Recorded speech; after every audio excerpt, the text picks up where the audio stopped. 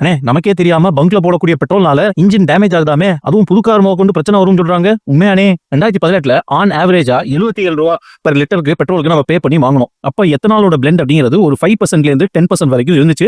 அதை E10 petrol அப்படின்னு சொல்லி கூட்டாங்க. அதுக்கப்புறம் கவர்மெண்ட் என்ன சொன்னாங்க அப்படின்னா, இந்த எத்தனால நாங்க அதிகரிக்க போறோம். அதுக்கு காரணம் இந்த எத்தனால் வந்து கரும்பு தோட்டத்திலையும் இந்த மக்காச்சோளம் மூலியமாவும் தயாரிக்கக்கூடிய ஒரு பை ப்ராடக்ட். சோ உள்ளூர் தயாரிப்புகள் அதிகரிக்கும், வெளிநாட்டு இம்போர்ட் பண்ற பெட்ரோல் வந்து குறையும் அப்படின்னு சொன்னாங்க. அது மட்டும் இல்ல, பெட்ரோலோட பெர் லிட்டர் காஸ்ட் 50 ரூபாய்க்கு நாங்க கொண்டு வந்துருவோம் அப்படின்னு சொன்னாங்க. தேன் வந்து பாயுது காதி நிலை அப்படிங்கிறது போல் இருந்தது. இப்போ E20 இன்ட்ரோடியூஸ் பண்ணிருக்காங்க. அதாவது 80% பெட்ரோல் 20% எத்தனால் அப்படிங்கிற ரேஷியோ. இப்பவே அது பல பெட்ரோல் பங்க்ல வர ஆரம்பிச்சிச்சு. இப்போ இந்த எத்தனால்னால எதுவும் பிரச்சனை இருக்கா, இல்ல இந்த பெட்ரோல் ரேட் தான் குறைக்க போறாங்களானே? கோவிட் சமயத்துல பெர் லிட்டர் பெட்ரோல் காஸ்ட் 100 ரூபாயை தாண்டி போயிடுச்சு. சரி, அதுக்கப்புறம் க்ரூட் ஆயில் இம்போர்ட் ரேட் குறைஞ்சு போச்சு. இப்போ ரஷ்யாட்ட இருந்து வாங்கணும். அப்ப குறைச்சாங்களா அப்படின்னா அது கிடையாது. அதுக்கு பதிலா டாக்ஸை ஏத்திட்டாங்க. சரி, எத்தனாலாச்சும் நல்லா இருக்கான்னு பார்த்தா, எத்தனால் வந்து கரோசிவ் இன் நேச்சர் அப்படின்னு சொல்லுவோம். அதாவது இன்ஜின் பிரச்சனையே இல்லாம ரன் ஆகிறதுக்கு சீலிங் காம்பனன்ட்ஸ்லாம் ரொம்ப இம்பார்ட்டன்ட். இது ரப்பர்லயோ பிளாஸ்டிக்ஸ்லயோ இருக்கும், ஃபியூல் லைனும் கூட. இது எல்லாமே இது வந்து சீக்கிரமே டேமேஜ் பண்றதுக்கான வாய்ப்பு அதிகமா இருக்கு. எத்தனாலோட எனர்ஜி டென்சிட்டி அப்படிங்கிறது பெட்ரோலோட கம்மி தான். சோ இது மைலேஜுமே டெஃபினட்டா அடி வாங்கும். In fact Toyota one of the most reliable engines வச்சிருக்கக்கூடிய ஆட்களே வார்னிங் கொடுத்திருக்காங்க. ஏப்ரல் 2023க்கு முன்னாடி மேனுஃபேக்சர் பண்ணதெல்லாம் E10 கம்ப்ளைண்ட் தான். சோ E20 ஃபியூலை டெஃபினட்டா போடக்கூடாது. அதை போட்டு ஏதாவது இன்ஜின் டேமேஜ் ஆச்சு அப்படின்னா